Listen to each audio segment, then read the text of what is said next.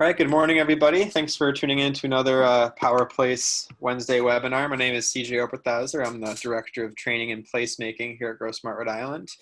And I'm joined by Scott, Jim, Tim, and Peter here to have them talk about smart solar siting in the Northeast today. Thanks for tuning in. Obviously, we wish you could be having this chat in person and this panel in person, but we're really grateful to continue to have this platform to have more attendees and more engagement with all of our pretty huge variety of panels. I think we've had, I think this is our 17th of 18, or maybe it was the 16th out of 17. And next week is our last one before the big half-day plenary on September 25th. Next week, I think the topic is affordable housing and kind of green, energy efficient affordable housing. So I hope you'll tune in for that finale. On September 25th, we're going to have our half-day plenary sort of virtual replacement for our full-day summit. We're going to have our awards program. We're rounding out the final details of speakers. I think it's still a surprise package that we're releasing soon. But the details that I can tell you is we're going to feature Scott Spencer of Smart Growth America and the Annie Casey Foundation. And we're also going to have award-winning columnist E.J. Dion of the Washington Post and Brookings Institution. And again, they'll be rounded out with some other panels as well as our award presentation. So we hope you'll join us on September 25th for that. Also want to say thank you very much to our sponsors pictured right here. We certainly couldn't be hosting this event without them. So thank you to all these fine folks. The full speaker bios of these gentlemen today and all the speakers we've had so far, as well as next week, are available on our website. You can head there and read more about everybody.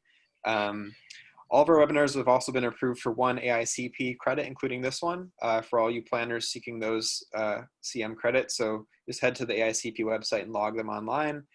The session is being recorded today, so you'll be able to review it later if you like to. And at any time today, if you have a question or something you want to submit for conversation later, feel free, again, at any time to use the Q&A function here in Zoom, and myself or Scott we'll get to them and propose them to the rest of the folks here once we're kind of through with the presentations. So with that, I'm going to hand it over to you, Scott. Thank you very much, CJ. And good morning, everyone. I'm Scott Millar, the Director of Community Assistance and Conservation with Grow Smart, Rhode Island. And thank you for joining us for today. I think we have an outstanding panel. I'm really pleased that we have a wealth of experience and expertise. We're going to hear from National Grid's perspective on what we need to do to achieve smart solar siting, as well as the perspective from the community, a very experienced community planner, as well as the environmental community. But just to set the stage, Rhode Island is faced with the most important land use challenge of our lifetimes. We need to make the transition to renewable energy as quickly as possible while avoiding the loss of our forests and natural areas, because Rhode Island needs both renewable energy and the forest to meet our climate change goals. Most understand we need to reduce carbon emissions, and that's why renewable energy is needed. But many aren't aware that we also need to absorb and store carbon that is already in the atmosphere. Forests and natural lands are the most economical and only practical means to achieve that objective. Moreover, we need to provide land to meet our housing and economic development needs, and we don't want to totally sacrifice the character of our communities for renewable energy. Unfortunately, Rhode Island's current renewable energy programs are inadvertently encouraging loss of forest for solar development. More than 50% of Rhode Island's recent forest loss has been attributed to solar development, according to DEM. A recent Office of Energy Resources study has determined Rhode Island has the potential to support up to 7,000 megawatts of solar in areas that are already developed or disturbed, such as rooftops, parking lots, and landfills. But the development of these areas will have a much greater cost. Moreover, we have an electrical grid that wasn't really designed for renewable energy transmission and will need to be upgraded. We have to accelerate renewable energy, but we need to be careful and think through the best way to proceed to avoid actions that will be counterproductive or negatively impact Rhode Island's other land use priorities. Other states have taken an active leadership role in trying to resolve this very complicated land use challenge, but Rhode Island has chosen to delegate renewable energy siting to 39 cities and towns, and frankly, the process isn't working as well as it needs to. Since the actions Rhode Island takes to achieve our climate change goals can have major implications for future generations, it's critical to make sure the path we take is the right one. So the purpose of this session is to learn from other states and National Grid on how Rhode Island can more effectively achieve our climate change goals.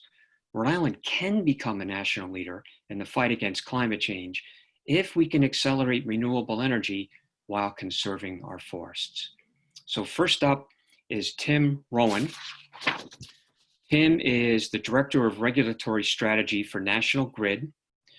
Tim concentrates most of his effort in Rhode Island, but he has worked in Massachusetts as well. Tim has been with National Grid for over 38 years.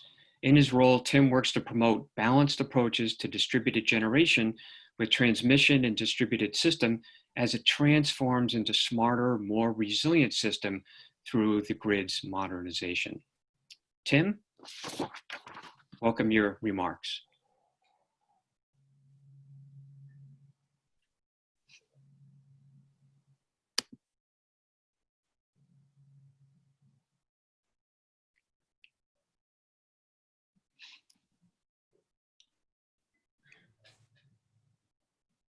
Tim, I think you need to make an adjustment with your audio because we're not hearing any audio.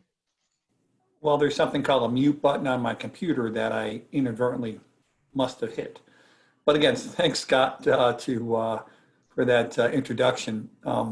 As I was saying to myself a second ago here, this is something that is really important to the company as a whole. We've got our own, carbon reduction targets as a corporation, both from the National Grid electric side and the National Grid gas side.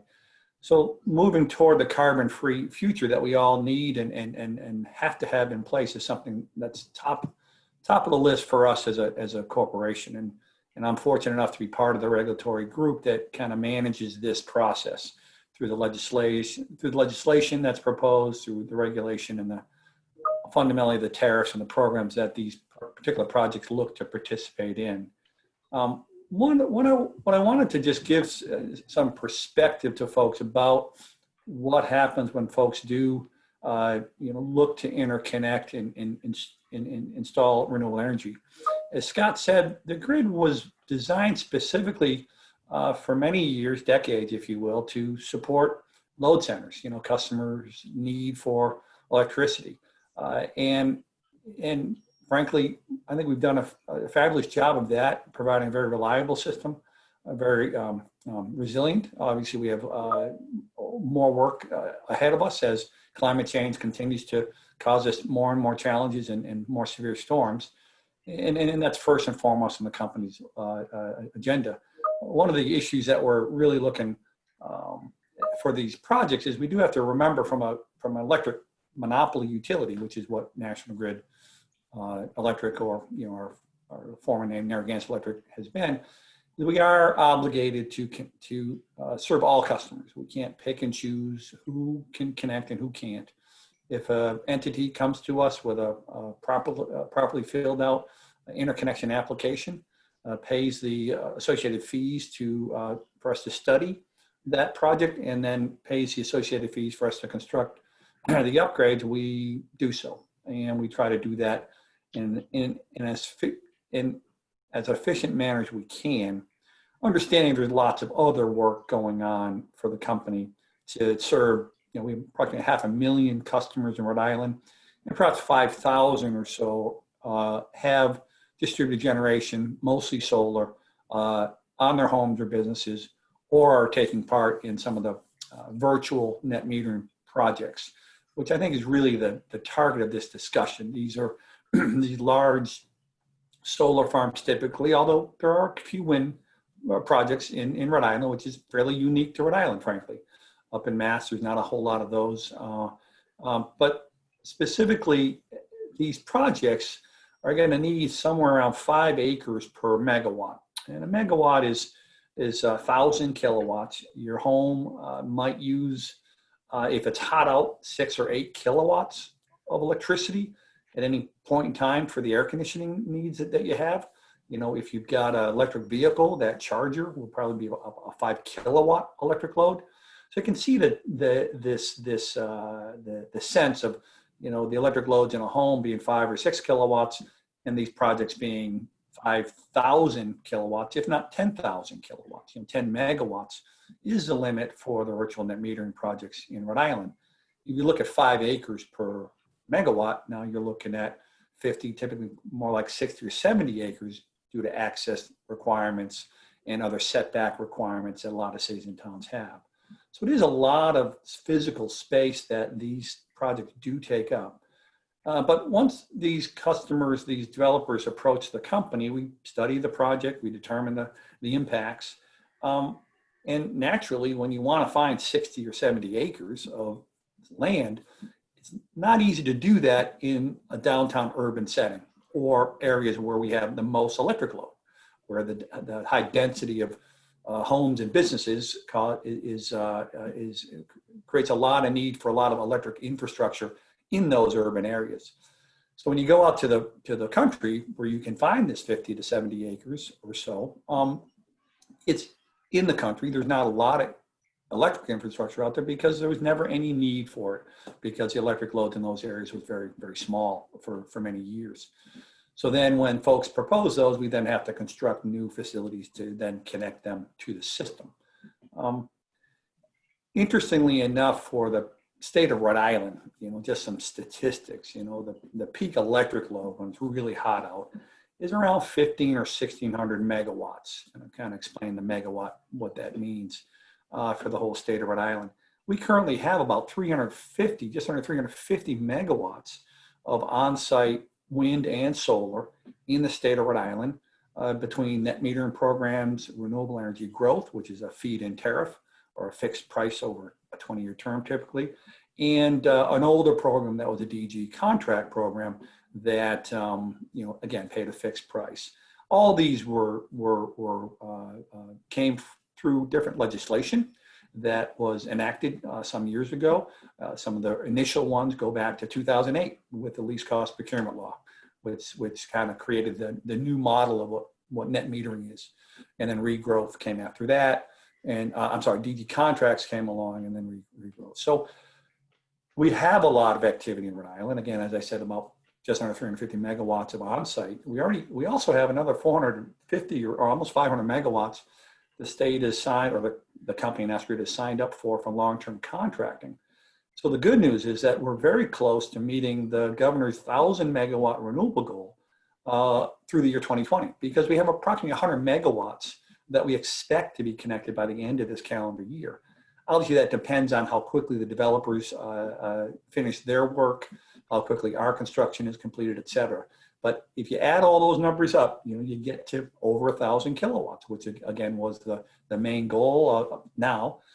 And, you know, fortunately, moving forward with a 100% renewables goal that we're all working on closely with the Office of Energy Resources is managing very effectively for the state. The company's working closely with them to help understand how do we get there. And there's going to be, you know, physical challenges to that. I mean, fundamentally, because solar only is created during the day, right? You need a lot of solar relative to your annual energy needs. And the typical kind of rule of thumb is if at your house you've got an average load of, call it 3 kilowatts, you'll need 10 or 12 kilowatts of solar on your roof to actually generate enough energy for your annual usage.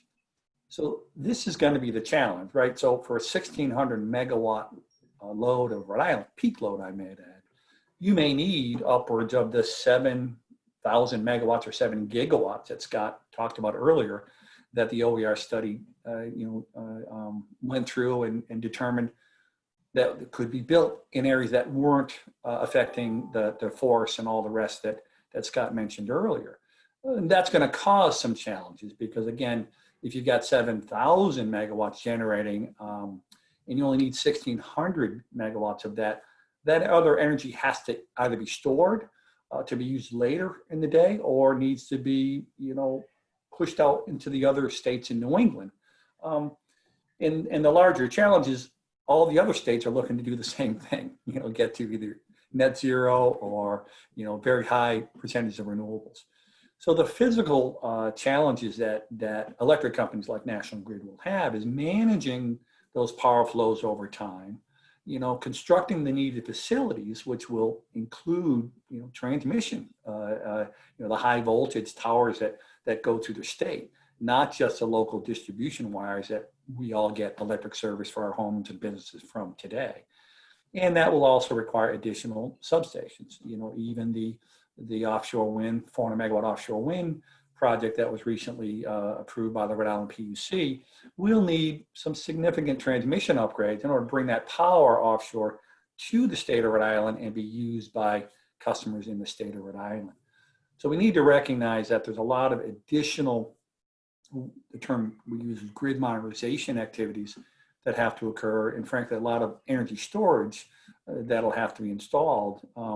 We now see these solar farms, as I said, about 5 acres per megawatt, will likely need storage farms of, frankly, similar sizes to manage, to get to 100% renewable in certain locations around the state, and also the state of Connecticut, Massachusetts, the other New England states as well. So in the recent challenges, if you caught up with the California rolling blackouts to the heavy loads, is that even though they've got a lot of solar, they actually have less solar per square mile than the state of Rhode Island. Currently, they only have about 170 kilowatts per square mile in California, and Rhode Island is closer to 280 kilowatts per square mile. Actually, Rhode Island has one of the highest density of solar, of DG, I should say, in the country already, which is exciting for us as a utility, because we get to be on the forefront of this revolution to get to the 100% renewable that we all know that we need to get to, and working through the siting processes to try to locate these in areas that will have the least overall impact is going to be very important for all of us working together, and looking forward to my other panelists, Jim and Peter, giving us some sense of how Vermont and Connecticut are working this through. I think Rhode Island's got a great start on this. We've got a lot of great people working on this 100% renewables project that's in place, and we will make it through.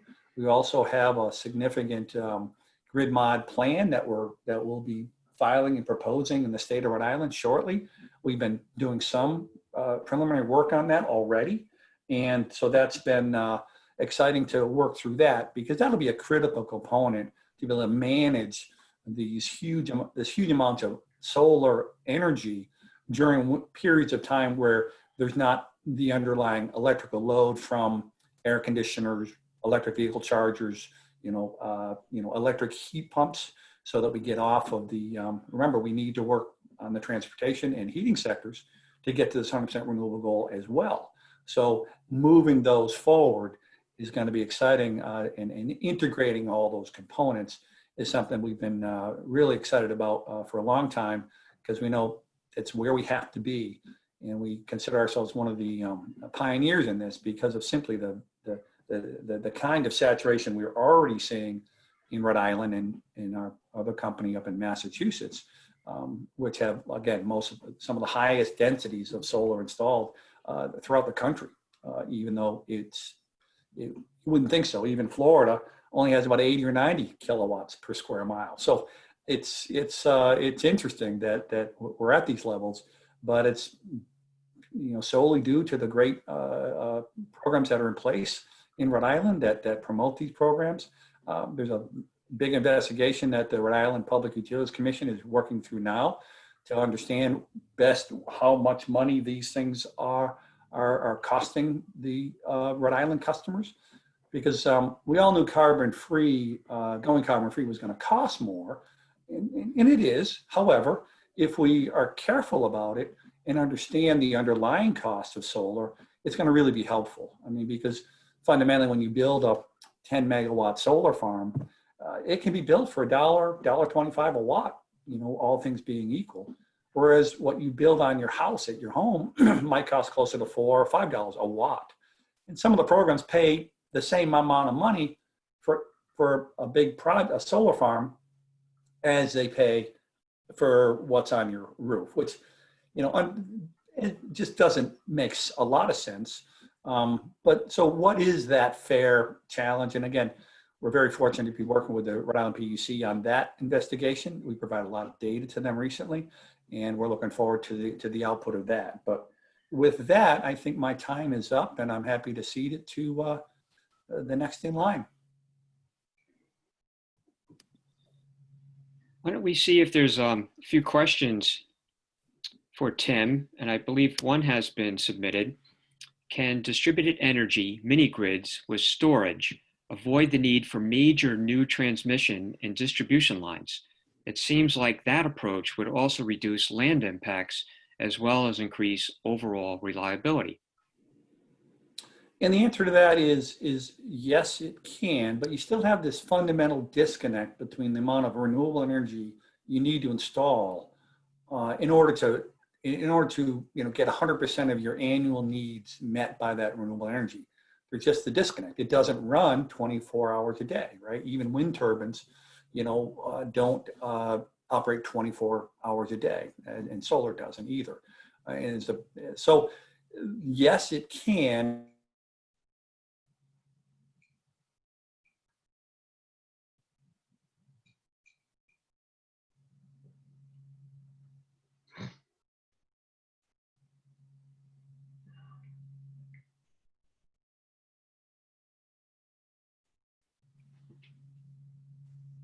We may have lost Tim, I think. Experiencing technical difficulties. Why don't we do this? Since Tim seems to be frozen, probably due to a bad internet connection, why don't we move forward and introduce our next speaker, Peter Hearn.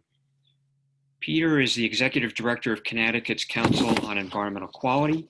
Peter has had a very long and very distinguished career working on a diversity of environmental issues.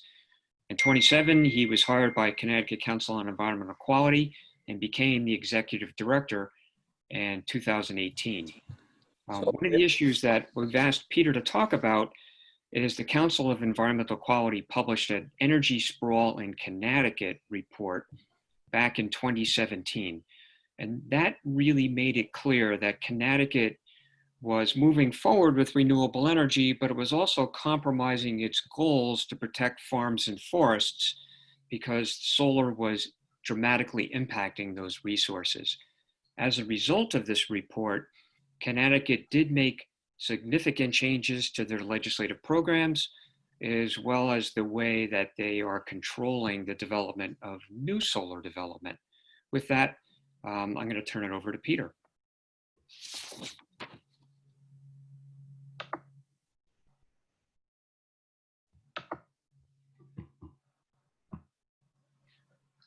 Okay. Thank you, Scott. So as Scott indicated, Connecticut has made a few attempts to direct where solar is being sited and how it is being constructed. So it's no secret, I think, to anybody who's listening in on this that we probably all agree that preservation of forest land and prime farmland and the expansion of renewable energy are all important goals that happen to be colliding at the moment on our agricultural fields and forests. Starting in 2015, there was a series of alarming erosion events associated with the construction of solar energy facilities. The picture that you're looking at is the silt that ended up downhill from a solar facility that was being built, and it ended up in a stream at the bottom of the hill on a neighbor's property. Pretty dramatic. That's a shovel in the upper right there. Other events, like the one that you're looking at, continue to occur at solar sites, especially those that were being built on hillsides. By 2019, DEEP had created a draft general permit for construction of stormwater and dewatering wastewaters from construction activities, and it has a specific appendix dealing with how solar sites are to be constructed. The requirements of the appendix include local conservation districts are to review the stormwater pollution control plan before construction. Site monitoring must occur 3 times within the first 3 months of the beginning of construction. There are strict requirements for erosion control techniques on slopes ranging from 5% to 15%. And there's a guarantee that's required, a letter of credit of $15,000 per acre to guarantee compliance with the permit requirements. Generally, solar developers are looking for the following: the ability to maximize exposure, relatively flat, non-forested or low cost to clear, low cost to acquire or lease, close to existing electric infrastructure, as Tim had just mentioned, not subject to environmental restrictions like sensitive habitat, endangered species, wetlands, floods, ease of compliance with state restrictions, and hopefully able to meet the requirements of state requests for proposals. So that makes both farmland and forest land pretty desirable. Farms relatively flat, not forested, probably not subject to environmental regulations, usually a low cost to acquire or lease. Same pretty much is true for forest land, except for the non-forested part. So in Connecticut, the Siting Council is the state agency that determines where solar facilities get sited. It's important to understand that local jurisdiction does not necessarily take precedence in Connecticut, although the Siting Council will consider local regulations and local zoning, and has considered those in making its decisions. The Siting Council has jurisdiction for all renewable energy installations that are greater than 1 megawatt.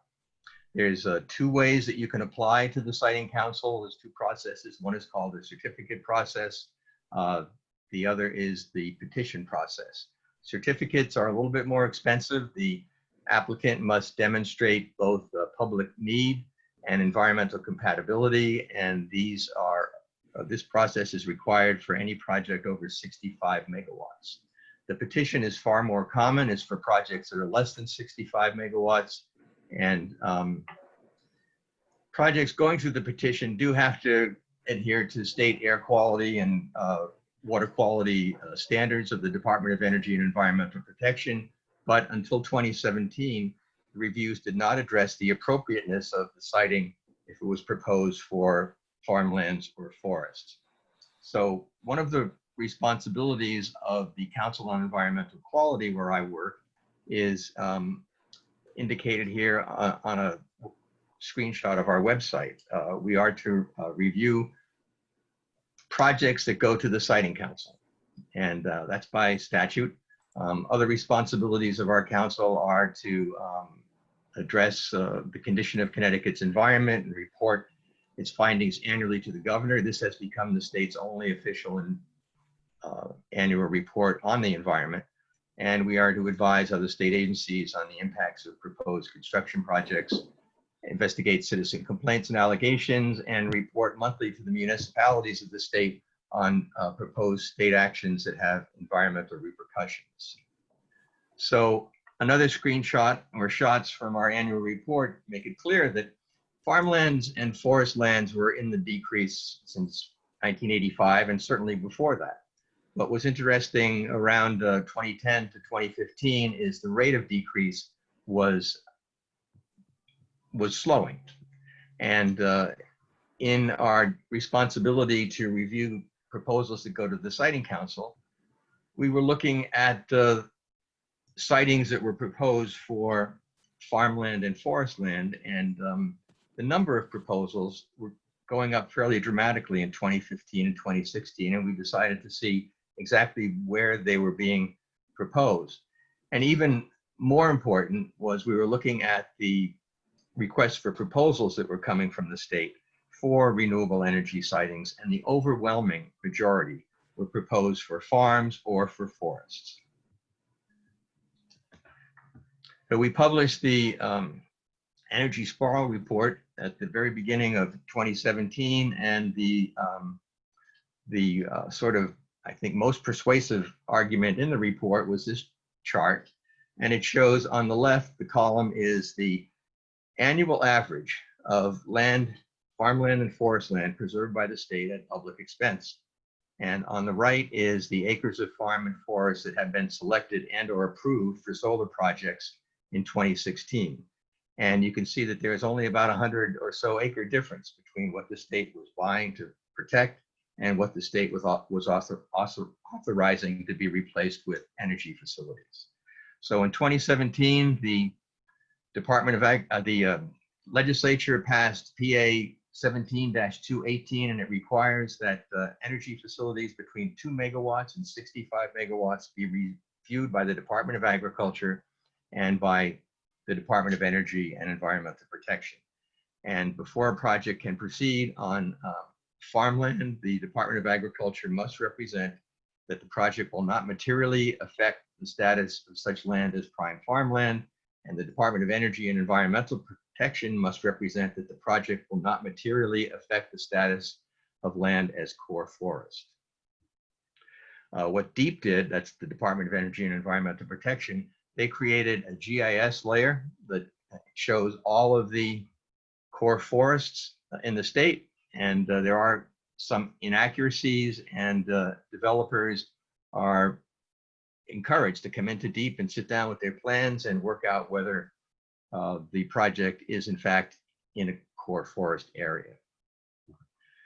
So that seems to have dampened the enthusiasm for locating in core forest lands. And if we take the same sort of comparison that we used in the energy sprawl report, we can look at proposals to site energy facilities on Connecticut's core forests. Well, actually, forests, period. We had 317 acres of forest land proposed for solar energy projects, of which we're sure that 20.3, or perhaps I should say only 20.3, were core forests. And the forest land preserved by the state in fee between January 2020 and June 2020, the most recent data we could get, is a little over 1,100 acres. So using the same metric of comparing what's being approved for solar projects compared to what the state is purchasing for preservation, it's a much lower ratio than we saw back in 2016. I can't say the same for farmland. Farmland not having forests is obviously less expensive to acquire and build on. And proposals to site solar energy facilities in Connecticut that we've reviewed between January 20 and August 2020 would take 540 acres of farmland. And that, in contrast to the total of the land preserved, farmland preserved by the state in 2019, which was 773, shows a ratio that's much closer to what we saw in 2016. Especially disturbing recently is within the last 5 weeks, the Department of Agriculture, in looking at 2 projects of approximately 20 acres, made the determination that successful implementation of this project, of this proposed co-use will keep agricultural activities throughout the state. And the department concluded that there does not appear to be an impact on the status of prime farmland. Now keep in mind that the law said they would have to make a determination as to whether there is in fact an impact on the status of land as prime farmland. And these sites would receive solar panels and they would have supporting infrastructure, but the developers proposed to have sheep rotation periodically grazing on the site, and that agriculture determined would keep agriculture in place and met the requirements of the law. So it poses the question, begs the question, in fact, if we can't put these things on farms and forests, where can they be? And the answer is clearly everywhere. And the reason it's everywhere, the 2 illustrations are, one is the Hartford landfill that in 2014 also became a solar facility, and a Hilton Hotel outside of Newark Airport is covered with solar panels. So there's lots of options. Tim indicated many of them. And Connecticut has a similar goal to Rhode Island, zero carbon generation by 2040. And the trend, however, if you look at the blue columns, is that zero carbon as a percentage of total generation is not going up in Connecticut, it's going down. So great need for more solar. And how do we get there? The chart on the left is from ISO New England, and it shows anticipated total megawatt additions to the state grid. And starting in 2019, we have 566, and going down to 2024, 77, 2029, 45. Why? Perhaps it's related to the investment tax credits also going down, which are shown on the charts on the right. So there need to be financial incentives, I believe, for increasing zero carbon generation, and likewise, our conservation goals will not be reached without incentives to direct those projects away from our forests and our farms. I believe that Vermont has done a fair amount of work in that regard, and I guess I should leave that to Jim to discuss, but they have a number of kind of prerequisites to get a solar siting approved. So if you need additional information, I encourage you to take a look at our website where you will find the Energy Sprawl Report. It's www.ct.gov/CEQ, or you can contact me directly, peter.hearn@ct.gov. Thank you for your time. Peter, thank you. We have a few minutes. Any questions for Peter? You can use the chat function, Q&A, whatever you prefer. I'm not seeing any at this time, but we can come back to that. So our next speaker is going to be Jim Sullivan. Jim is a director of the Bennington County Regional Commission. Jim Sullivan has worked in local and regional planning in Vermont for the past 35 years. During his time at the Bennington County Regional Commission, Jim has conducted work in land use, energy transportation, environmental planning. He has served as the Commission's executive director for the past 10 years, dedicating just a considerable amount of time to working with state agencies, nonprofits, and other regional commissions to help develop the process for local and regional energy planning that was passed into law in 2016. Jim lives in a passive solar house with PV panels on the roof, solar thermal panels providing hot water. He drives an electric car, and when he's not biking. So, Jim, thank you so much. Thank you. Let's see if I have the right screen up here. There, I think that should do it. Thank you very much, Scott. Thank you for inviting me to participate in this event today. I really appreciate the opportunity. I'm gonna just start out by providing a little bit of context from Vermont, because I think Vermont does things a little bit differently from a regulatory standpoint, and the way we involve planning in the process, and our geography is a little bit different too. As I was mentioned to the panelists earlier, I said, you know, it's strange for me to be talking about Vermont as a large state, but relative to some of our southern New England neighbors, we have a pretty large geography and a small population. So, you know, some of the previous discussion talked about, you know, energy goals in Rhode Island and Connecticut, and Vermont has energy goals too, lots of them. There's only a few of them shown here. Everybody likes goals. And kind of the flagship goal of the Vermont goals is the 90% of total energy needs from renewables by 2050. That has guided a lot of the policy development in the state. But I can say that that people like to have goals, but very few people, until we really started getting into the planning process in a lot more detail, really understood what it would take to implement those goals. So this 2016 legislation that Scott mentioned, so-called Act 174 in Vermont, called for the development of enhanced energy plans by all of the 11 regional planning commissions in Vermont, and strongly encouraged the development of local energy plans as well. And those plans had a number of requirements, and they had to look at energy in a very comprehensive fashion across all sectors, and identify specific targets and strategies to achieve those targets across all those sectors. The kind of the incentive for municipalities in particular for having those plans would be that if they developed those plans and they were found to meet the standards in the legislation, then the plan policies would have greater weight in the state regulatory proceedings and for citing renewable energy projects. And in Vermont, pretty much all of the jurisdiction is held by the State Public Utility Commission. So, and this is the context. I think some people have alluded to it earlier in other states, and this is a very simplified graph that shows the things that have to happen for Vermont to achieve its energy goals by 2050. The bracketed sub-bars in the middle there really shows the amount of reduction in fossil fuel use that needs to happen in Vermont.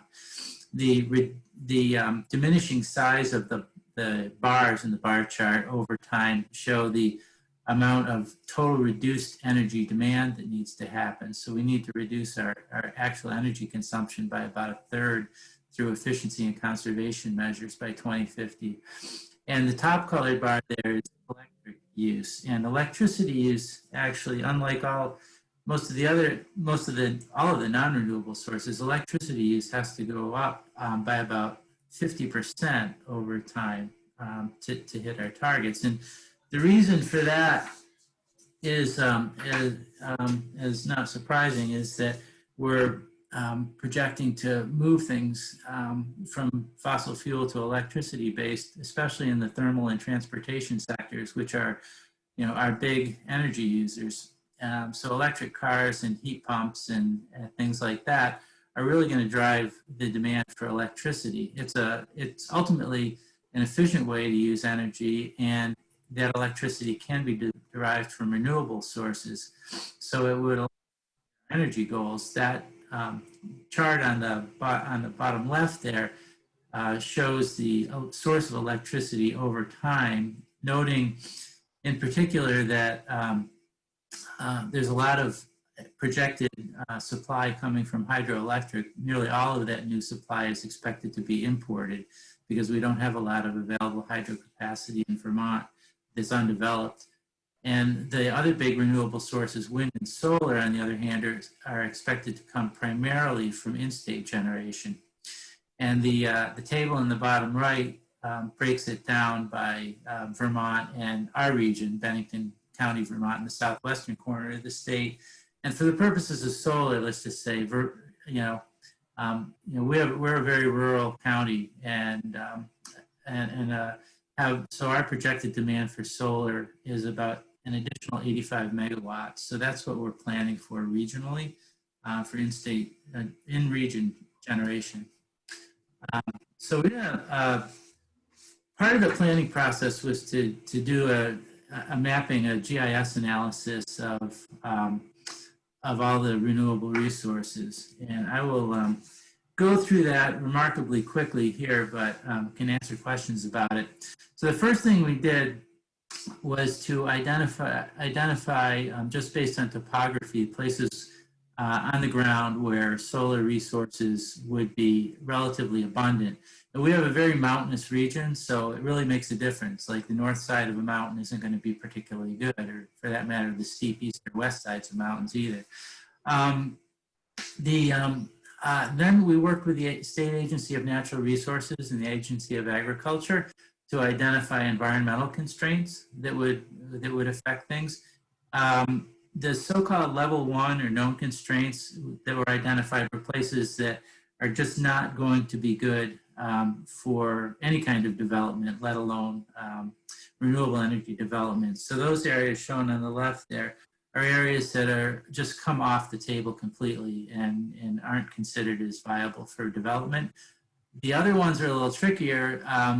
Those level 2 constraints, agricultural soils, the conservation design blocks is really the forest habitat that Peter mentioned earlier in Connecticut. The big habitat blocks and forest connecting corridors and things like that have been identified by the Agency of Natural Resources. Certain types of hydric soils, conserved lands that may have restrictions or not restrictions on them. flood hazard areas, wetlands, certain wildlife habitat areas. So those areas are all funneled into a map that ultimately looks something like this. And that is our region, most of Bennington County, Vermont. And the areas that it shows white are basically areas that either don't have good access to solar resources because of the terrain, or they have significant environmental constraints that preclude development. All the colored areas, and you see a big band of colored areas through the middle of our region, that's the valley between the mountains basically, are areas where there is good access to solar resource on the ground. There are some level of constraint. The so-called prime solar, there's no identified environmental constraints, and then the other area is called base solar for the purpose of the map, shows that there are at least some potential constraints, and the other areas, the grayish areas, the base solar plus prime ag, it just shows we wanted to highlight areas where there was a potential conflict with agricultural soils. So those may have other constraints too, but as you can see, probably a majority of the constrained solar areas are also good agricultural land in our region. And Vermont doesn't have a lot of great agricultural land. So this is zooming in on one town, the town of Bennington, on that regional map, and it shows the areas that are prime solar. They're kind of in the top center of the region of the town primarily, as well as areas that have some solar potential, but also some possible constraints. I think importantly, what we've tried to do is work with the individual towns in refining those maps. So between the last map and this map, the town of Bennington actually added a number of additional locally identified constraint areas based on locally identified resources and siting guidelines. And so some of the areas that showed in the regional map as being viable are taken out by the municipality. And the colored areas left are areas with solar potential from the town's perspective. Again, try to take that to yet another level, and I think this is important, by identifying preferred sites. And preferred sites have some meaning in Vermont Public Utility Commission rules, because they actually receive significant financial benefit for solar net metering projects. And so preferred sites are important, and there's a couple of ways to get to preferred sites. Some of them are identified specifically by the Public Utility Commission. Those are those developed surfaces largely that you're talking about as being places where you can develop in anywhere. Rooftops, and we did an analysis and said potentially if we really ignored every available potential rooftop in our region, and we don't have as many rooftops as some of the more urban areas south of us, we could maybe meet up to 40% of the needed capacity for solar generation in Bennington County. So a good amount, but certainly not all of it, and that's pretty optimistic. Also, existing impervious surfaces, brownfield sites, landfills, gravel pits and quarries, and on or adjacent to a site where a majority of net metered output would be allocated. So, the college campus next to my house, if they were going to take most of the generation from a site on their property, that could be considered a preferred site. But then the other really important piece is when we're talking about open undeveloped lands in particular, are the sites. I worked with a number of the region to identify sites of good potential solar, and we also, then to identify those, to contact the property owners, and if everyone was amenable, we would help the towns put those on a map, and those are the little polygons that are outlined in white on this map. We also an extra step and identified the projected capacity that each municipality in our region would need to reach our regional objective for solar. And, it's not a perfect system for doing that, but we looked at kind of population as a proxy for electricity demand. We looked at the amount of unconstrained solar resource area. We looked at proximity to power infrastructure, and we came up with a number of values. So they're not requirements, but they're guides and targets for municipalities when they're doing their energy planning. And this picture is going to be different, certainly for Vermont and Bennington County, than it is going to be for places in Rhode Island.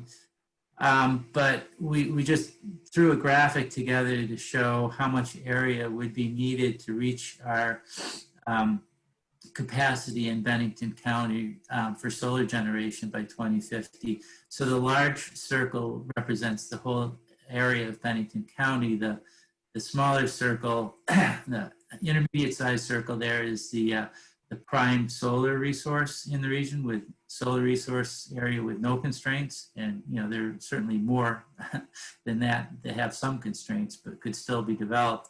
And then the small circle at the bottom there is the amount of that area that would be needed to reach our goal of 85 megawatts of solar generation in the region by 2050 through on-ground installations. The upside of that is that, with technology improvements, since we put this thing together, actually, the amount of land is actually required for that would be less. It also does not include development on rooftops, for example. So the actual amount of land in the region is, probably 400 or 500 acres. But it also makes certain assumptions about imported electricity, as in, like, at least half of our future demand for renewable electricity would come from imported sources. And if that doesn't happen, the graphic changes. And we also assumed a comparable amount of in-region generation from wind resources. And right now, kind of state policy and the administration has put the kibosh on that. So unless there's future generation from wind and that imported electricity, then the circle goes back up again. So it's hard to say exactly where it is, but it does give you a general idea of where our land requirements are. And that's just my contact information, and certainly happy to answer any questions now, or if anybody has any questions, they're welcome to email. Thanks. Jim, thank you very much. So we've seen two different approaches by two different states. Connecticut has tried to make it clear. First of all, Connecticut is providing some state oversight by taking into consideration local zoning on where solar can go, and they're trying to make it very clear they want to discourage it on prime agricultural land and core forest. And just for those who aren't familiar with the term core forest, I believe Connecticut and Rhode Island define it the same way. It's that forest land of 250 acres or more that's unfragmented. So it's this large block of forest that's not cut up into smaller pieces. Again, Rhode Island uses the same definition. Vermont, I think, has taken it to a whole nother level, and I like their approach a lot because I think it's going to serve to make it very clear and transparent to prospective developers where the solar is preferred, where it's not going to run into a lot of local opposition, and frankly, where is it going to receive the greatest amount of state economic support. I like their approach because it's also taken into consideration local priorities. I just think that makes a lot of sense because again, if the goal is to try to accelerate renewable energy development, developers like certainty, so that the more we can show them where we want it and how it can be effectively and cost effectively connected to the grid, the quicker these projects are going to go. And unfortunately, that's not the case in Rhode Island right now. So with that, let me turn to some questions. I see at least one question has come in. How is the, I'm sorry, this is a question actually for Connecticut, but let's do it now. how was the Connecticut law proposed? Was that through constituents working with the legislators or initiated by state administration? The genesis of state laws is always a black box, I believe. I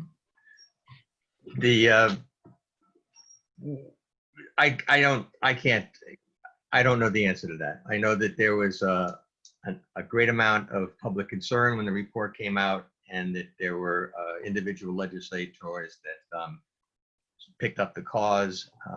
Beyond that, it was introduced to the legislature and it passed. That's a simple answer. I wish it was that simple in Rhode Island. Well, I'm sure there was more behind the scenes, but we did our job by pointing out the problem, and that's where we stopped.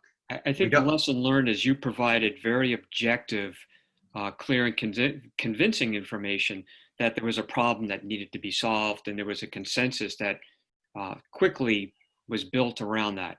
Again, at Rhode Island, I think we might have a consensus that something needs to change, but there's not a clear consensus on what that change should be. And I think that's the big difference. Any other questions for any of our panelists? Scott, if I can offer up just some of the other thoughts from a Rhode Island perspective, in the historical past, when folks came along with bulk generation plants, one of their major issues they would talk about for zoning would be obviously, the job growth, but more importantly was the economic engine that those plants provided in terms of the property taxes they paid to the city or town, which were substantial, right? We've seen some of the places where some of the bulk generation plants have shut down, like, Vermont Yankee and Yankee Row, where the the taxes those two plants, essentially paid for a large share of that municipality's budget. And I think if we can think through, in Rhode Island, and frankly, any other state, if that model worked for that, it could make some sense in Rhode Island that if we offered that sort of carrot to some degree to some of the cities and towns in the state of Rhode Island, that by allowing, as I said, about 100 acres for 50 megawatts. So if we want to find 100-acre chunks, 200-acre chunks throughout the state of Rhode Island, and incent the cities and towns that they'll get some reduction in the tax burden for all of the taxpayers in that city or town, I think that's a real win. I hate to use that old term, but I think it really does help, because one of the main things that it helps from the electric utilities perspective, we know exactly where we need to go and how much capacity we need to build. Today's catch-as-catch-can approach to development wherever it occurs is incredibly inefficient, frankly. There's projects going on now that we're going to build infrastructure to connect them, but if the growth of DG continues, we'll need to upgrade even those new facilities just the next 3 to 5 years. So we're going to build a new line today, and then potentially in 3 to 5 years, tear it down and build a bigger line. That's illogical. But today, throughout the country, frankly, that's how it works. And I think if you had a proposal where you knew that you were going to open up X acres and it was going to be X megawatts, then it becomes a much more efficient process for those developers to connect, because the utility would then build the 100 megawatts worth of capacity in the trunk line to that area. And then as developers come in, they would either pay their pro rata share, or, depending what the state wants to do and how to fund those upgrades, perhaps there's a different model. But I think we really need to think about what the cities and towns really need and want. And frankly, paying $22 a thousand for my home tax rate, if I knew by voting a certain area of town that was already non-forested or non-farmland, especially an old gravel pit, frankly, and I knew going into my town meeting vote that I could get a reduction in that $20 a thousand of whatever, $1 to $5, whatever it is, I think that's a powerful message that, consumers would really appreciate. I mean, and again, that's how the big bulk power plants were built over the years, right? So, let's use what worked, 40, 50 years ago and kind of pull it into into 2020, so we can have a logical progression, path of what we're going to see, when we're going to see it, and also have a very, tight control over the costs of those projects. And it's just something that I've been toying with over, our friends in Texas did that. They created this renewable energy zone for all the massive wind farms in Texas. And yes, it cost some $1 billion to build this huge trunk line out there, but it also built, gigawatts of wind, huge amounts of wind, very efficiently, I might add. So, I mean, yes, it's a challenge to figure out where those locations are, but frankly, I think between Jim in Vermont and Peter in Connecticut, I mean, it sounds like there's some opportunities there. And fortunately, working off the Synapse report that OER did with their foresight of knowing this is a challenge, combining those would be very effective.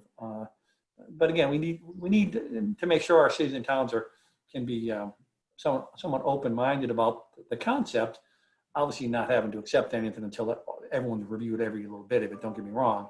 You don't want to force this in any location. But again, just something that the way I've seen the development, grow over the last 20 years in New England, it strikes me we really need a much more focused plan to efficiently build it and get it built quickly because of the carbon reduction critical need that we all have. So. Thank you, Tim. I got another question here for Peter. How did the solar industry participate in the development of Connecticut's system? And please describe the importance of the political leadership in the process. Again, we're coming back to the logistics of how this worked. So the siting of renewable energy in Connecticut is pretty much what Tim just described. It's catch as catch can. There are investors that play a major role in financing the siting of solar facilities and any other renewable energy facilities. What was the second part of the question? I guess really, how did the political leadership, what was their importance in this process? Was the governor behind it? Was the leadership in your General Assembly, were they on board? Well, it came out and passed. It was, we were not certain. I don't know if this is unique to Connecticut, but we were not certain. We saw the bill. We were never asked to testify about it. We knew who the sponsors were. We do not lobby. We're a state agency, so we generally do not reach out to individual legislators to advance a particular cause. We think that's not in our charge. So I don't know that I can answer as with the last question. I don't think I can give any insights into the politics behind it, other than sufficient legislators deemed it to be a good idea, and the absurdity, frankly, of the state buying land in those categories of forest and farm, and then authorizing the elimination of nearly the same amounts of forest and farm for energy. Just was an overwhelming and persuasive argument. Okay.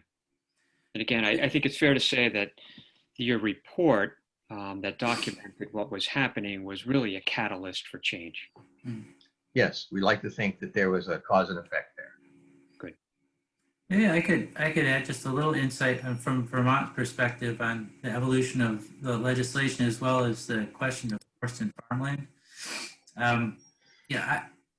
Really, the controversy around renewable energy generation in Vermont probably started with large-scale wind projects, but pretty quickly, as they started to fall out of favor, shifted over to solar, as people started seeing solar arrays appear first on agricultural fields. And I didn't like that at all. And they're like, well, that's not what Vermont's supposed to look like. So there was a lot of opposition that led to special siting commissions that were appointed by the previous governor that tried to get at how to address solar siting in Vermont. That ultimately led to the planning and land use and energy legislation I referred to earlier. What I've seen recently, interestingly, though, is a lot of concern about forest fragmentation and development in forest areas. People try to stay away from the agricultural areas, and they started cutting trees, and that started to become just as controversial, if not more controversial, than development on the agricultural lands. And very recently, and conference I participated in just last week, the focus was on taking another look at the agricultural lands, though, as a real opportunity for solar development, working with towns and farmers to identify kind of the marginally productive agricultural lands, not the best agricultural soils, but to use those marginal lands for solar because they're already cleared of trees. They're not terribly productive. And in fact, they may have opportunity to not only support the farm business through a generation of additional revenue through the solar project, but they may actually improve the agricultural use of the land too by integrating things like sheep rotation that was discussed earlier, and expansion of pollinator habitat, because there's a lot of concern about loss of pollinator habitat and pollinators in the region. So it's interesting, things have kind of gone full cycle, and we're really taking a hard look at seeing if we can develop a lot more solar on farmland. I guess I have a question for anyone who wants to field this. Since this is a brand new land use, and what we've seen in Rhode Island, that some towns who have been sort of forced to sort of regulate it through their local land use regulations, some are in their third, fourth iteration of trying to figure out how to do it right. Do you see additional iterations with your regulatory programs in, say, Connecticut and Vermont to sort of fine tune the approach that you're using right now?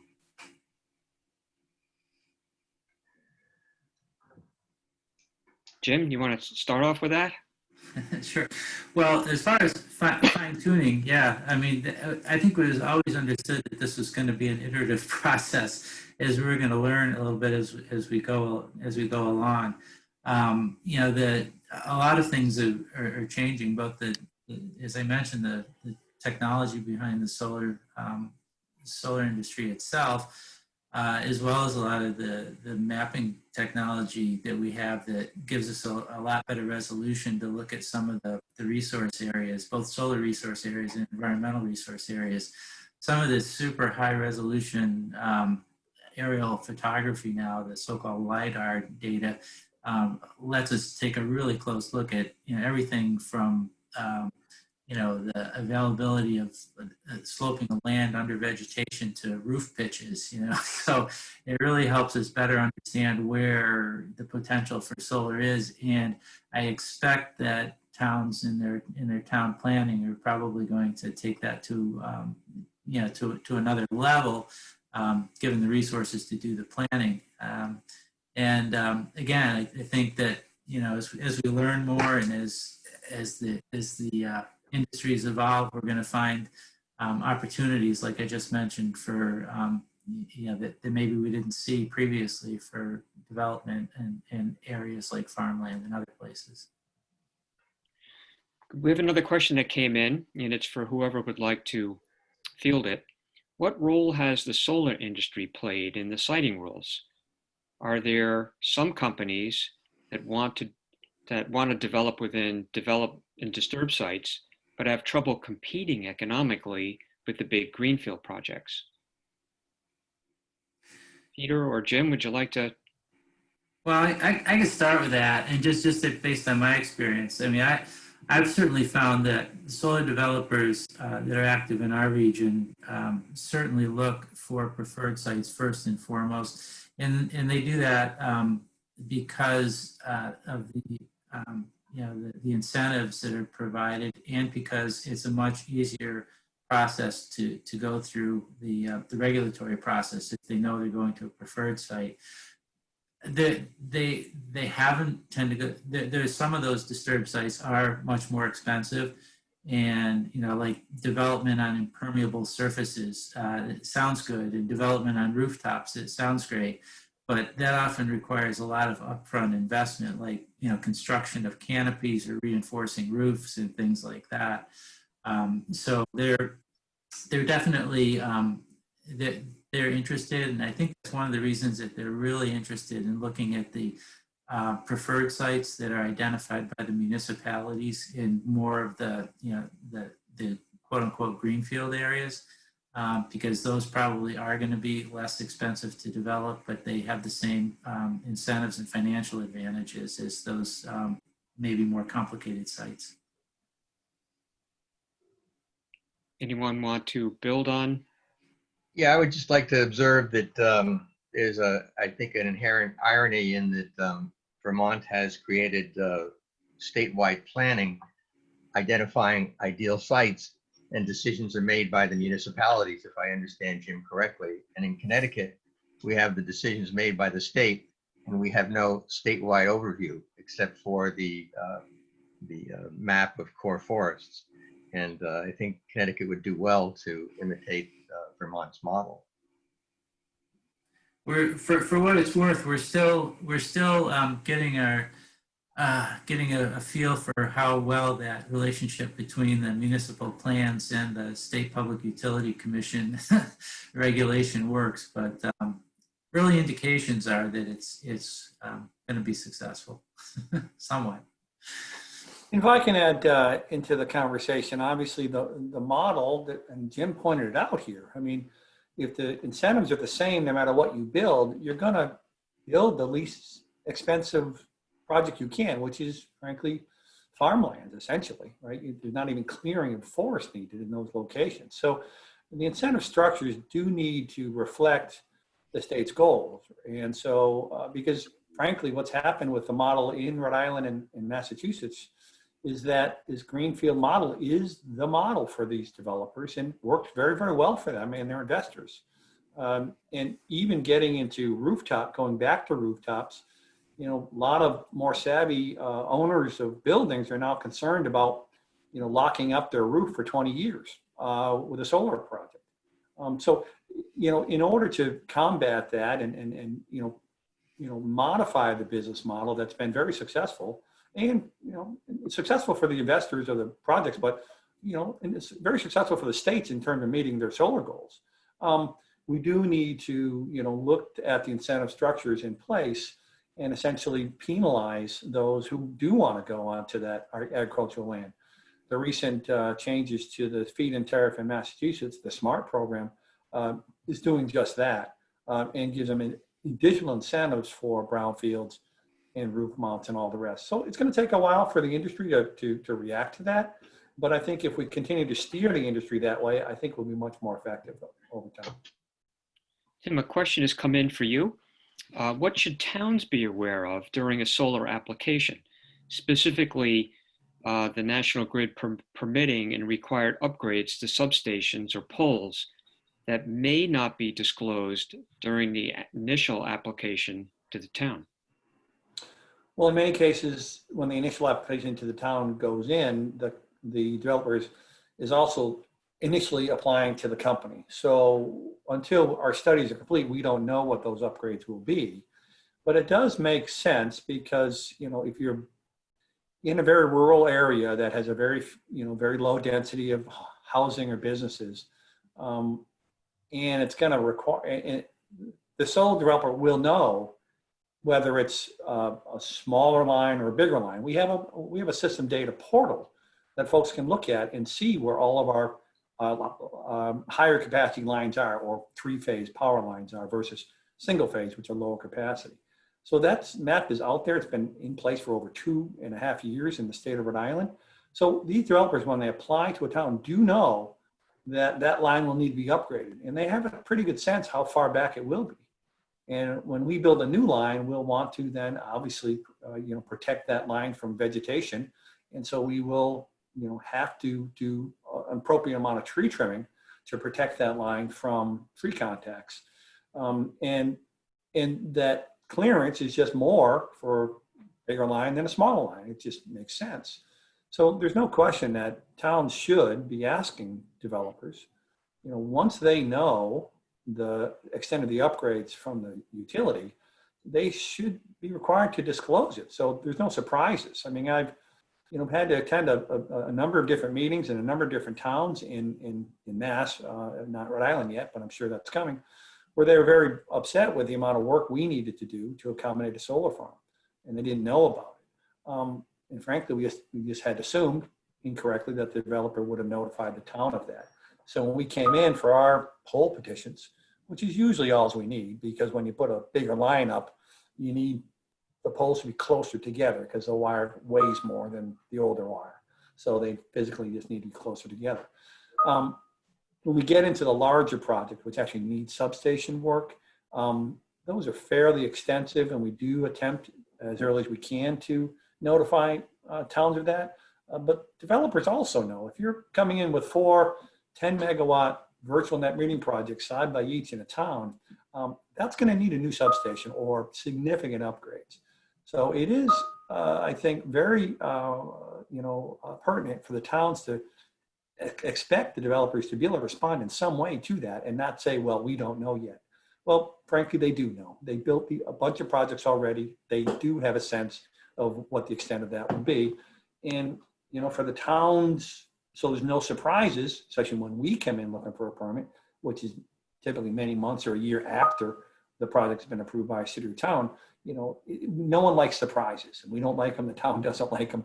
The neighbors don't like them, right? So the more we can be upfront about that information, the more efficient the process becomes for everyone.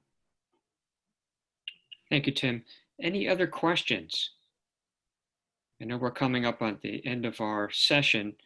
I'm not seeing any additional questions. Hearing none or seeing none. At this point, then, I'd like to thank our panelists, Tim, Jim, and Peter. Thank you so much for your time. I know I learned a lot. I thought that was very informative. I know I'll go back and review this again on the recording, and we'll be sending this out to folks. If anyone else has anything further to say, hearing none, again, thank you so much for your time. Thank you, Scott. Thank you. Nice to meet you guys. Yep. Thanks, everyone.